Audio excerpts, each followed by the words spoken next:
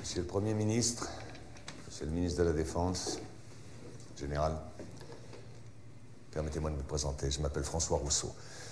Je dirige un groupe de recherche informel qui n'apparaît pas dans vos organigrammes. Le président, à qui j'en réfère personnellement et exclusivement, a pensé utile et même nécessaire que je vous débloque sur pas mal de sujets. Vous pensez, en tant qu'initié, être mieux informé que la plupart des gens. Permettez-moi d'en douter. En ce moment même, il se passe des choses suffisamment graves pour que les informations et les documents que je vous réserve vous soient divulgués. Voilà, une opération de manipulation inégalée à ce jour à l'échelle planétaire est en train de se mettre en place. Ce sera le sujet final de mon intervention. En ce qui concerne notre époque, tout a vraiment démarré juste avant la Seconde Guerre mondiale. Hitler a brisé certains tabous, comme celui d'avoir recours à l'occultisme ou aux sociétés secrètes.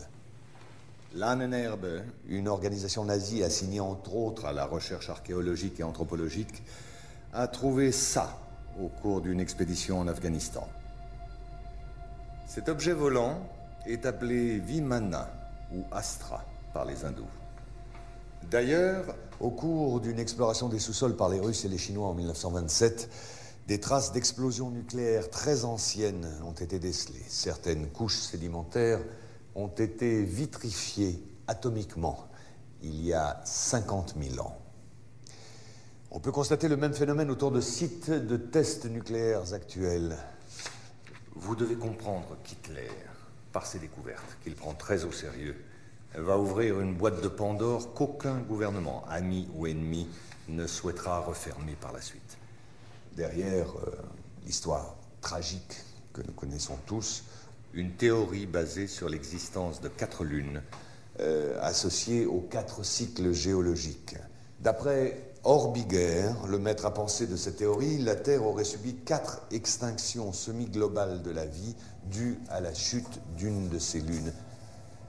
Effectivement, au fur et à mesure du rapprochement du satellite, la gravité s'était modifiée et avait engendré des mutations profondes au niveau génétique. C'est-à-dire qu'elle avait créé une race de géants extrêmement intelligente dont la taille avoisinait les 3 ou 4 mètres.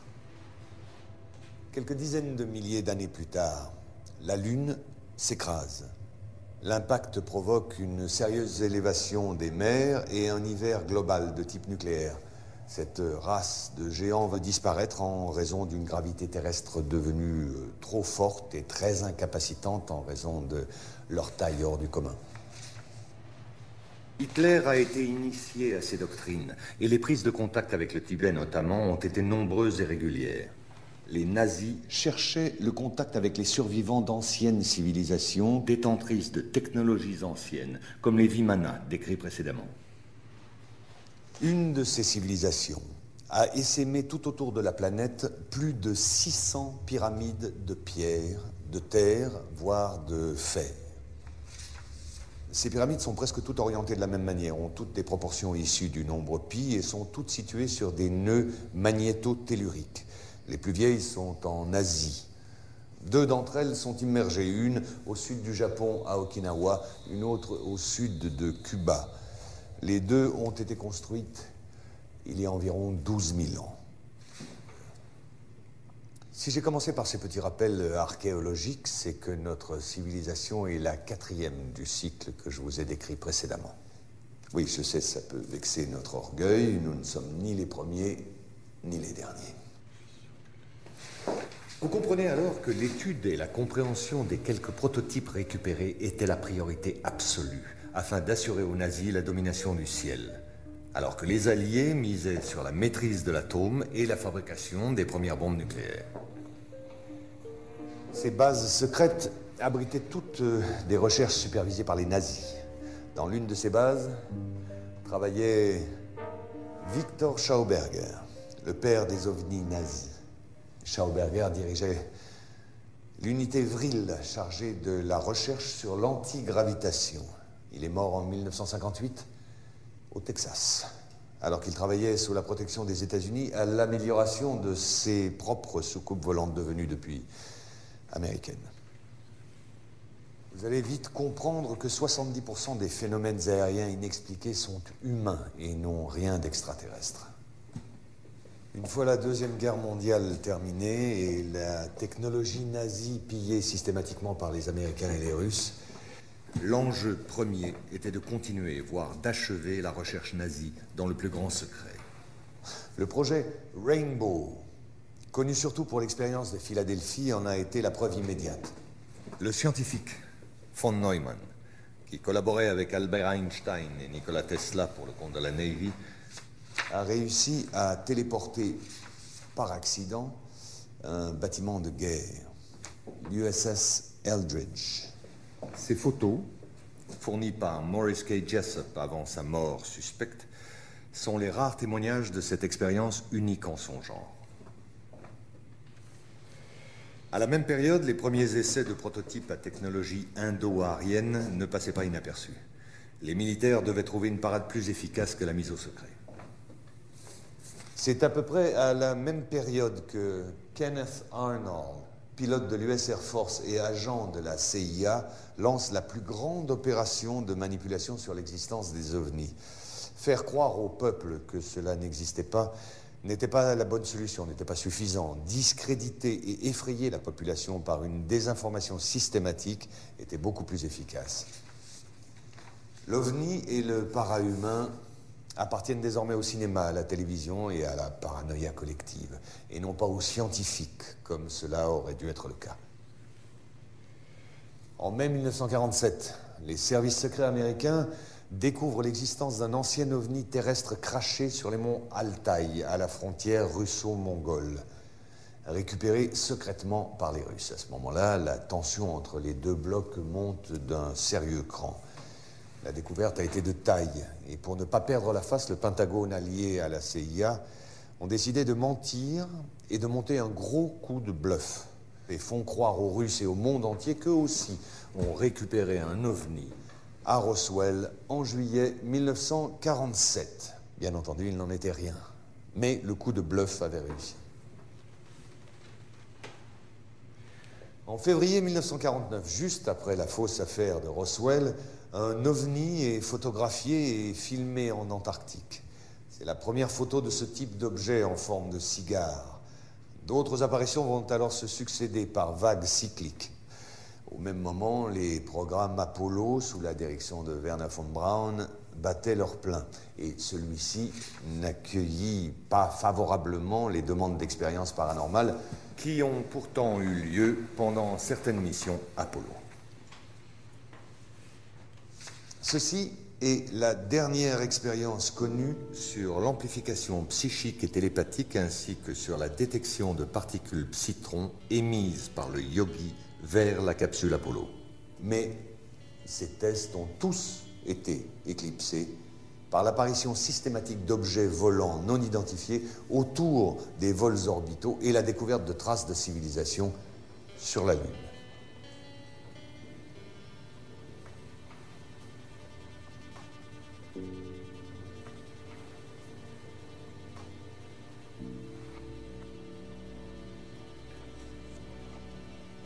La NASA a dû faire face à une avalanche de données et de preuves embarrassantes. La seule solution a été de tout mettre sous secret défense. En 1961, la directive JASON met en place un service spécial de retouche d'images. Le but est d'effacer toute trace de civilisation ou de ruines sur la Lune, concernant bien évidemment seulement les clichés à destination du grand public et de la presse.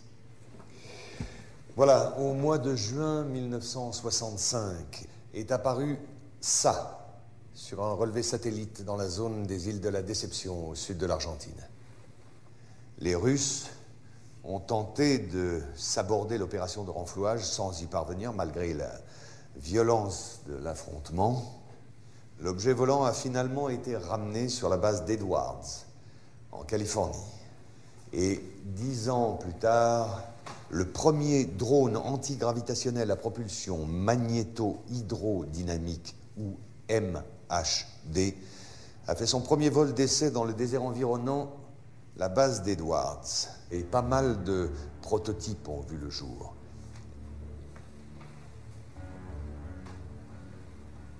Les Belges en ont eu un petit aperçu lors de la vague de soi-disant ovnis en 1989 et 1990.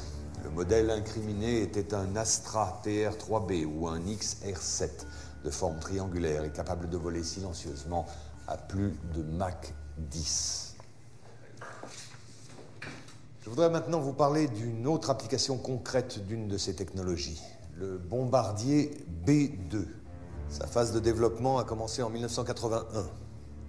Le B-2 officiel, qui vola pour la première fois en 1989, va servir de couverture à un autre B-2 non conventionnel qui sera construit en parallèle. Ce modèle ultra secret utilise entre autres un système de création de plasma, exploitant l'écoulement de l'air ambiant comme générateur MHD. Ce système va provoquer une ionisation de l'air autour du B-2 qui supprime la résistance de l'air tout en assurant une furtivité totale à toute forme de radar. Ce bombardier nucléaire vole depuis 15 ans à plus de Mach 10, peut faire le tour de la Terre en quelques heures, ni vu ni connu. Évidemment, ces recherches militaires vont susciter pas mal de retombées commerciales. Ces 10 dernières années ont vu apparaître des dizaines d'armements non létals, comme les e-bombes ou bombes électromagnétiques, ainsi que des armes à micro-ondes et bien sûr les lasers de puissance. Le département de la défense américain, à travers la multinationale Raytheon, décide d'investir énormément d'argent dans un programme expérimental appelé le système HAARP, ou High Frequency Active Auroral Research Program. Et c'est tout un programme. Officiellement, la base en Alaska fait des recherches sur la ionosphère. En vérité, les possibilités réelles de l'installation sont énormes. Manipulation du climat, détection profonde de bases souterraines ou de gisements, destruction silencieuse et à distance de n'importe quel objet, et surtout manipulation du comportement humain. Bien, en 1996, un satellite russe découvre en Antarctique l'épave presque intacte d'un immense vaisseau spatial dévoilé par la fonte des glaciers. Les prélèvements de glace indiquaient une date de crash remontant à 24 000 ans. Au même moment, une éruption volcanique dans les îles de la Déception, les mêmes que précédemment, obligea les Russes à demander de l'aide aux États-Unis, vu l'urgence et l'importance de la situation. Pour la récupération du vaisseau, ils ont dû lâcher l'affaire et ont évacué la zone en catastrophe. L'engin a finalement été détruit par les Russes, très énervés par la situation qui ne tournait plus à leur avantage. Aucun pays n'a jamais retrouvé une occasion pareille. Et cette action stupide de mauvais perdant de la part des Russes n'a fait que conforter la position des Américains face aux extraterrestres. Si cet exposé vous a paru un peu long malgré mes efforts pour le simplifier, il était absolument nécessaire pour en arriver à la partie dont je vous ai parlé au début de mon exposé, c'est-à-dire la conspiration que nous appelons conspiration d'Orion. Notre groupe de recherche est persuadé que des ovnis construits par les Américains ou les Russes seront utilisés pour étayer le canular d'une attaque de la Terre d'origine extraterrestre. Les médias se chargeant du reste, bien entendu. La raison ? Une fois la menace du terrorisme international dissipée, l'économie de guerre des grandes puissances, États-Unis en tête, aura besoin d'un nouvel ennemi pour prospérer. La guerre sur Terre sera remplacée par une guerre spatiale contre un ennemi venu de l'espace. Messieurs, je vous remercie. Un dossier complet vous sera fourni à la sortie. Quant à moi, je vous reverrai bientôt pour un second update sur un tout autre sujet. Messieurs.